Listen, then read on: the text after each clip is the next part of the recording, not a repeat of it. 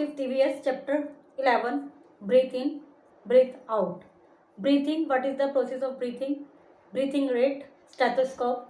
What else is breath used for? The correct way of breathing. Count your breathing in and breathing out in 5 minutes and write here. Count कीजिए अपनी अंदर जाने वाली सांस और बाहर आने वाली सांस 5 मिनट में. It is impossible to stay without breathing for even a short while. बिना सांस लिए कुछ थोड़े समय के लिए रुकना भी इम्पॉसिबल है. They are various organs involve in the process of breathing. हमारे कई इन्वॉल्व इस ब्रीथिंग प्रोसीजर में इन्वॉल्व होते हैं. Breathing the process of taking in air. हवा को अंदर लेने की प्रक्रिया इनहेलेशन कहलाती है. और and giving out air exhalation. और हवा को बाहर निकालने की प्रक्रिया एक्सहेलेशन कहलाती है. Is called breathing. और यही ब्रीथिंग है. सांस अंदर लेना, सांस बाहर लेना, इनहेलेशन और एक्सहेलेशन का जो प्रोसेस है, जो क्रम निरंतर चलता रहता है, वो ब्रीथिंग कहलाती है. All animals and human breathe in oxygen rich air and breathe out carbon dioxide during the process of breathing. Breathing के दौरान सभी ह्यूमन्स और एनिमल ऑक्सीजन एयर को अंदर लेते हैं, मतलब ऑक्सीजन रिच एयर को अंदर ग्रहण करते हैं, और जो बाहर निकालते हैं उसमें कार्बन डाइऑक्साइड की अधिकता होती है. कार्बन डाइऑक्साइड प्रोसेस के दौरान बाहर निकालते हैं. इस प्रोसेस में कार्बन डाइऑक्साइड को निकालते हैं, ऑक्सीजन को अंदर लेते हैं. The air we breathe in enters through the nose. जो हम हवा ले रहे हैं अंदर, वो कहाँ से एंटर कर रही है? नोज से. एंड माउथ मुंह से भी जाती है. एंड गेट्स वार्म्ड, और वो गर्म हो जाती है. It then goes through of the windpipe into lungs. फिर एक विंड पाइप यहाँ से जा रहा है लंग्स में, उसमें जाती है. There are 2 lungs present in chest cavity. Chest की जो कैविटी है, जो बीच की जगह होती है, उसमें 2 लंग्स होते हैं. These are protected by rib cage. Rib cage के द्वारा, हड्डियों का जो पिंजरा होता है उसके द्वारा प्रोटेक्ट होते हैं. From the lungs oxygen rich air enters the blood. फिर लंग्स से जो ऑक्सीजन रिच एयर है वो ब्लड में जाती है. And is pump by the heart, और हार्ट के द्वारा उसको पंपिंग होती है to every cell of the body. और जो ऐसे ऐसे होती है उससे वे बॉडी के हर सेल में चली जाती है हवा. Carbon dioxide is carried by the blood. फिर वो जो आई है अंदर हवा, कार्बन डाइऑक्साइड, वो ब्लड के द्वारा ले जाई जाती है to the lungs and is exhaled through the nose. और जो कार्बन डाइऑक्साइड जो अंदर से निकली है वो लेके जाई जा रही है ब्लड में, लंग्स में, और लंग्स के द्वारा वो नाक से बाहर आ रही है. मतलब नाक से अंदर जा रही है, मुंह से भी जाती है, नाक से बाहर आ रही है.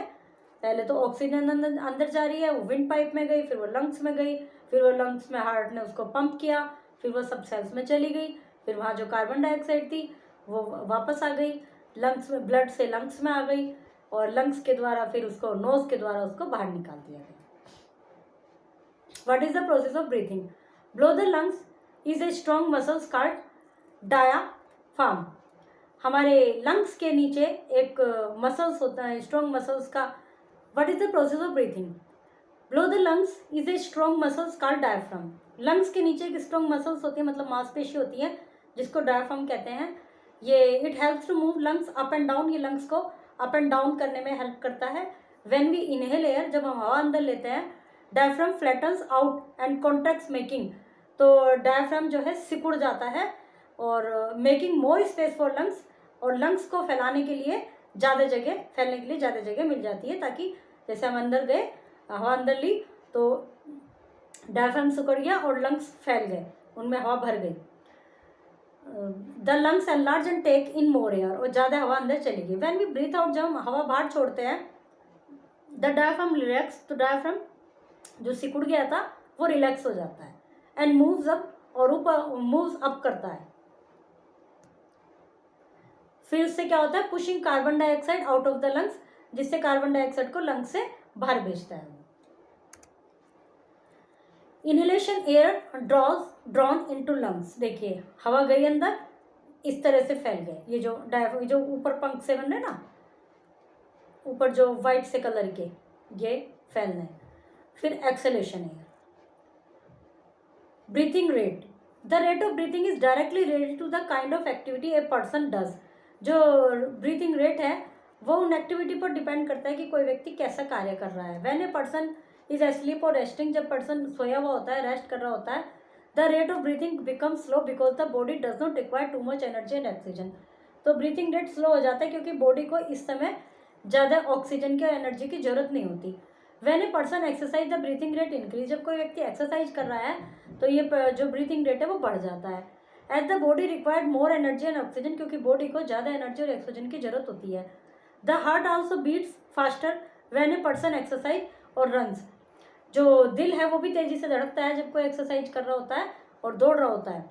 Because it has to pump more blood into the body, क्योंकि इसको ज़्यादा से ज़्यादा ब्लड को पंप करना है शरीर में, क्योंकि एनर्जी की जरूरत ज़्यादा है, ऑक्सीजन की जरूरत ज़्यादा है। The blood carries oxygen to all the cells of the body, और जो ब्लड है वो ऑक्सीजन को सभी सेल्स में लेके जाता है। And carries carbon dioxide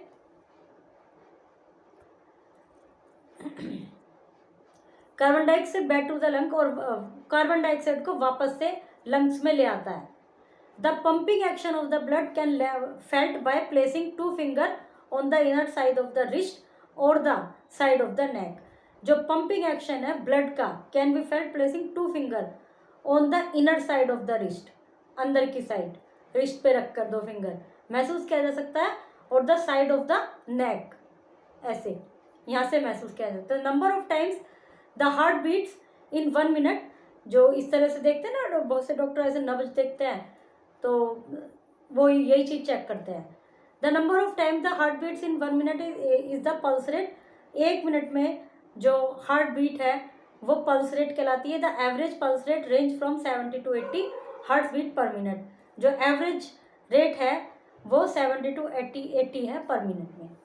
the rate of breathing varies in the average adult from 6 to 8 minutes, जो ब्रीथिंग रेट है वो एवरेज एडल्ट में 6 to 8 मिनट में, when asleep is about 16p per minute when awake, जो जब सो रहे होते हैं या जब जग रहे होते हैं उसमें डिफर होता है। The rate of average adult में अबाउट 6 to 8 मिनट, व्हेन जब सो रहे होते हैं तो 6 से 8 पर मिनट, और जब जग रहे होते हैं तो 16 पर मिनट में होता है। स्टेथोस्कोप, स्टेथोस्कोप क्या होता है? स्टेथोस्कोप आपने देखा होगा डॉक्टर के गले में रहता है। इसे इंस्ट्रूमेंट यूज्ड बाय डॉक्टर के द्वारा यूज़ किया जाता है to listen the sound of your heart beat and your breathing, जो कि हमारी हार्ट बीट को और ब्रीथिंग को सुनने के लिए यूज़ करते हैं doctor. The air pieces are put inside the ear, जो पीस होते हैं उनको कान में लगाते हैं। And chest piece is placed on the chest, और वो जो गोला सा होता है उसको चेस्ट पर रखते हैं, उसको चेस्ट पीस कहते हैं।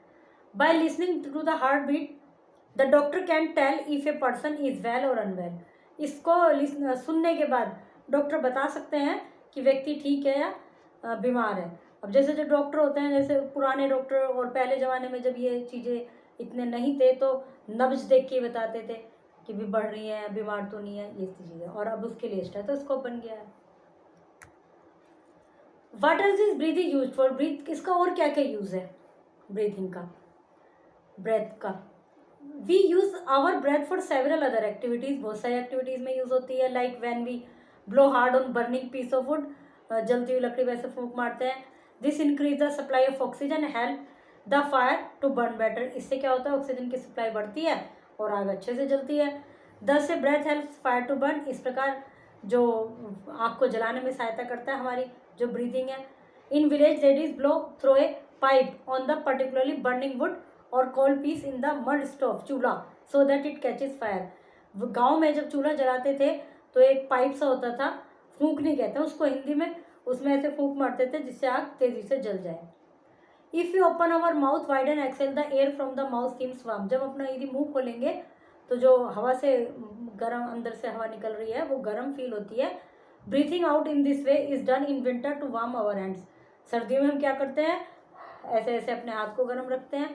On the other hand if you pucker our lips and exhale the air seems cool, this is because the air we exhale picks up moisture, और ऐसा इसलिए होता है यदि हम उसको अपने लिप्स पे ऐसे हाथ रख के उसको लेंगे तो वो ठंडी होगी। ऐसे इसलिए होता है कि जो वो मॉइस्चर के संपर्क में आ जाती है एयर के, we often blow air with our lips pucker to cool a hot cup of tea, गर्म चाय को ठंडा करने के लिए भी हम अपनी फूंक का इस्तेमाल करते हैं, टी और सूप का। You must have noticed that if the hand is close to the mouth, the exhale air picks up less moisture. यदि हाथ मुंह के बिल्कुल क्लोज है तो जो एक्सेल हवा जो बाहर निकली हुई है उसमें मॉइस्चर होगा। The exhale from the around and remain warms, और गर्म रहती है। The further the hand is moved away from the mouth the cooler the exhale air becomes. यदि हम बिल्कुल पास लाएंगे तो गर्म फील होगा, जितना दूर करेंगे तो वो कूल फील होगी। As it picks up moisture, क्योंकि इसमें से मॉइस्चर आ जाता है जो कि हवा के अराउंड है। The air that we breathe out contain some water vapour, जो हवा हम ब्रीथ आउट कर रहे हैं उसमें कुछ वाटर वेपर भी होता है। During winter you can see your breathe because the water vapour in our breath condensed into droplets of water on meeting with the cold air outside। सर्दियों में आप अपनी सांस को देख सकते हैं जो ऐसे धुआं सा निकलता है, क्योंकि जो वाटर वेपर है जो हमारी उससे बाहर निकल रही है ब्रीथ आउट पे, उसमें ड्रॉपलेट्स होती हैं वाटर की, और जो कि बाहर की हवा से मिलती हैं, जिससे वो थोड़ा ठंडी हवा से मिलती है तो कंडेंस्ड हो जाती हैं, जिसके कारण वो हमें दिखाई देती है। It is for the same reason that a glass tumbler और ए मिरर बिकम्स हेजी। इसी वजह से ग्लास टम्बलर और बिकम, ये जो मिरर होते हैं ये इन पे कोहरा सा छा जाता है, हेजी से हो जाते हैं, इन पे निशान पड़ जाते हैं। ऐसे ऐसे करेंगे तो धुआं सा उस पर आ जाएगा। When you blow on it in winter में। The correct way of breathing, always breathe in air through the nose, हमेशा नाक से सांस ले, and not from your mouth, मुंह से नहीं। The hair present in the nose help to trap dust particles and prevents them from the entering the body. जो nostril, हमारे नोस्ट्रिल्स में हेयर होते हैं वो डस्ट वगैरह को वहीं रोक लेते हैं और शरीर में अंदर जाने नहीं देते। Never sleep with your face covered with a sheet और ब्लैंकेट, कभी भी अपने मुंह को शीट और ब्लैंकेट से ढककर ना सोएं।